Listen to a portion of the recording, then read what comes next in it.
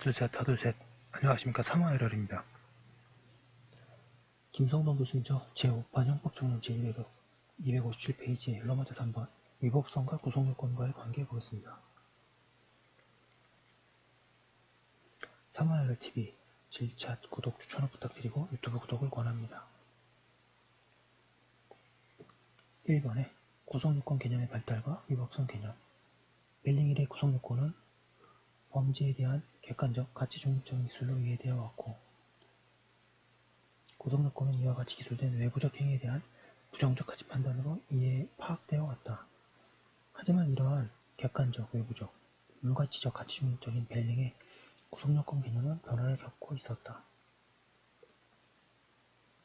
이러한 변화는 특히 구속요건 가운데에도 가치 판단을 필요로 하는 요소, 즉 규범적 구속요건 요소가 존재한다는 점이 인정되면서 시작되었다.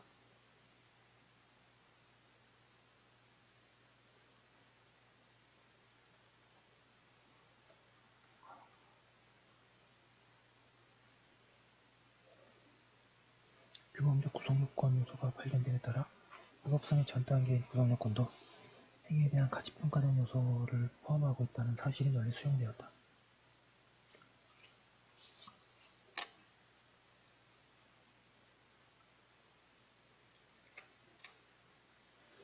이와 같이 구속요건 개념과 위법성 개념의 거리가 좁혀짐에 따라 양자의 관계를 연계어플의 관계로 설명하는 견해, 이른바 마이어의 인식 근거설이 생겼다.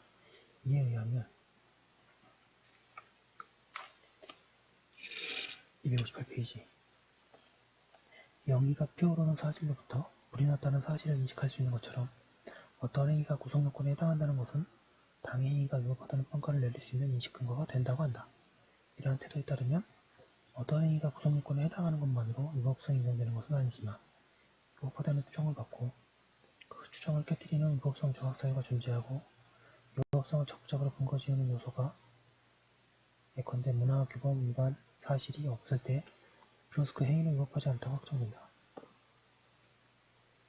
여기에 한 걸음 더 나아가 구속요건과 위법성 사이에 더욱 긴밀한 관계가 있는 것으로 이해하여 구속요건을 포함하는 불법이라는 개념을 사용하면서 구속요건을 위법성의 존재 근거로 파악하는 견해가 생겼다. 이에 따르면 어떠한 행위가 특별한 불법 조각 사유에 의해 촉구되지 않는 한 구속요건에 해당하는 행위는 원칙적으로 위법하다고 한다.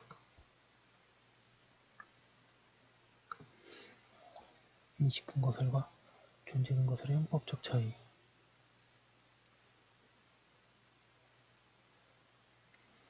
이것도 학설 표시를 다시 하겠습니다.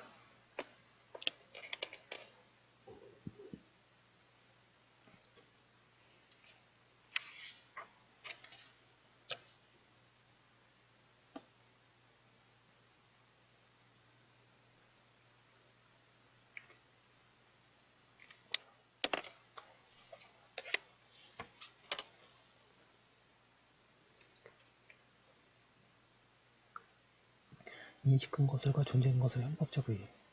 인식 근거설과 같이 구속요건에 해당하는 것만으로 아직 위법성이 인정된다고 볼 수 없다는 입장이라면 위법성 판단에서 구속요건 요소 이외에 별도로 위법성을 인정하기 위해서는 적정 요소, 불의 요소가 존재하고 그 요소의 충족 여부를 검토해야 한다. 그러나 실제로 위법성 판단에서는 적극적으로 위법성을 근거 지으는 요소가 아니라 위법성을 배제시키는 소극적 요소만 검토할 뿐이며 개념적으로도 구속요건은 불법 유형으로 이해한다는 점에서 구속요건은 위법성의 존재 근거로 파악하는 것이 타당하다. 물론 인식 근거설과 존재 근거설의 대립은 형법 적용 및 범죄 성립 요건의 심사에 아무런 차이를 가져오지 않기 때문에 논의의 실익은 없다.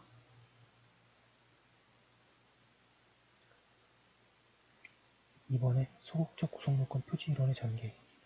구속요건을 위법성의 존재 근거로 파악하는 입장을 철저하게 관철시키면 구속요건과 위법성을 구별하는 것은 무의미하다는 결론에 귀결된다. 이러한 결론에 따라 구속요건과 위법성을 불법 구속요건이라는 하나의 개념으로 통합시켜 불법 구속요건의 개념의 구조 속에서 위법성 조각 사유를 소극적인 구성 분자로 파악하는 견해가 있다. 이 견해에 의하면 위법성 조각 사유는 불법을 배제하는 소극적인 구속요건 요소가 된다고 하므로 이러한 견해를 소극적 구속요건 표지 이론이라고 한다.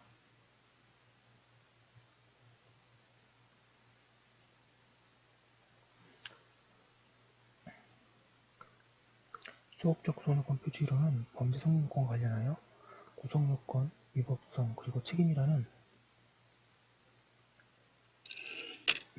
259페이지 세 가지 범죄 성립요건을 인정하는 이른바 3단계 범죄 책임을 취하지 않고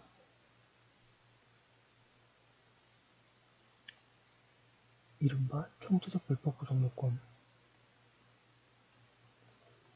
책임으로 구성된 2단계 범죄 체계를 이끌어낸 대표적인 입장이 하나라고 할 수 있다. 관련 내용 밑줄 치겠습니다.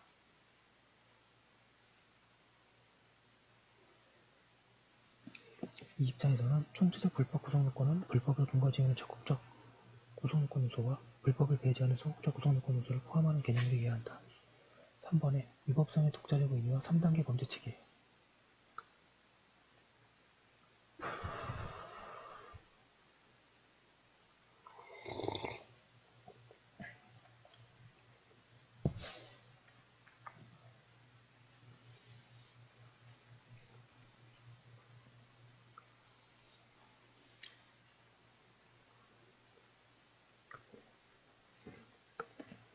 3번의 위법성의 독자적 의미와 3단계 범죄 체계 형식 논리적인 관점에서 볼 때 소극적 구성요건 표지이론은 전체를 부분의 일부로 보는 문제점을 안고 있다. 위법성은 법질서 전체 입장에서 내리는 행위에 대한 만가지 판단에 반해 구성요건은 법질서 가운데 한 부분의 영역이라는 영역에서 내린 행위에 대한 만가지 판단에 불과하기 때문이다. 뿐만 아니라 소극적 구성요건 표지이론은 구성요건에도 해당하지 않는 행위와 구성요건에는 해당하지만 위법성이 조각되는 경우가 질적으로 차원이 다르다는 점을 개념적으로 설명할 수 없게 된다. 카톡이 왔네요. 잠시만요.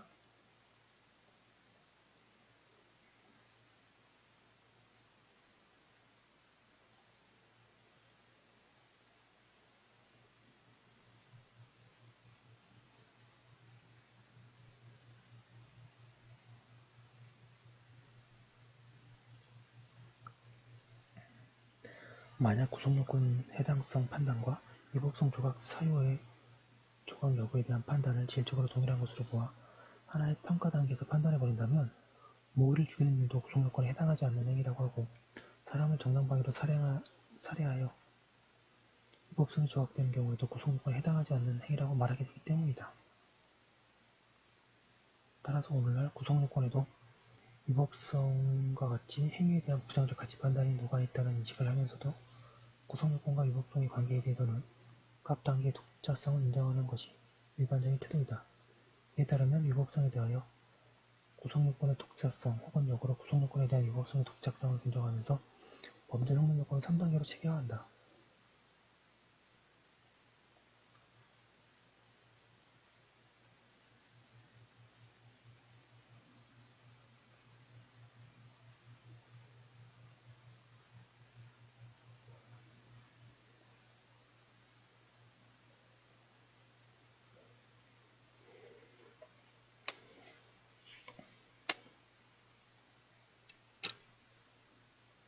(3단계) 범죄체계와 (2단계) 범죄체계의 형법적 의의 구성요건과 위법성이라는 범주에 대해 각기 상이한 과제를 부여하는 것이 가능하고 또 의미 있는 일행과에 대한 논란이 오늘날에도 여전히 이어질 수 있지만 실제 사건을 해결할 때에는 어떠한 체계를 취하더라도 사건에 대한 범죄 성립 여부에 대한 결론에서는 차이가 나지 않는다.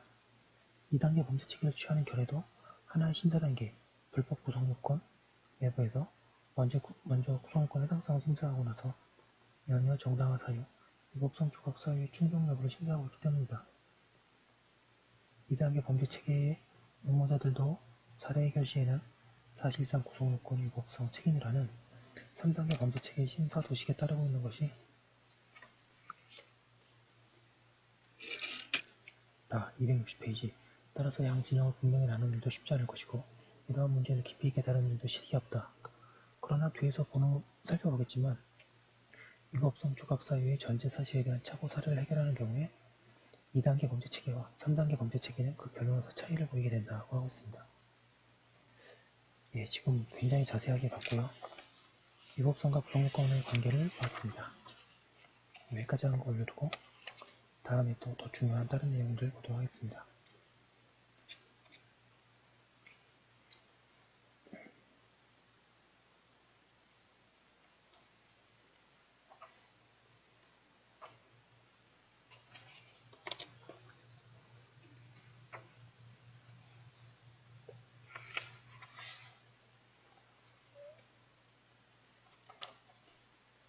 그럼 여기까지 한 거 올려두고 다음 거 알려주도록 하겠습니다. 다음 거 시작하도록 하겠습니다. 잠시만요.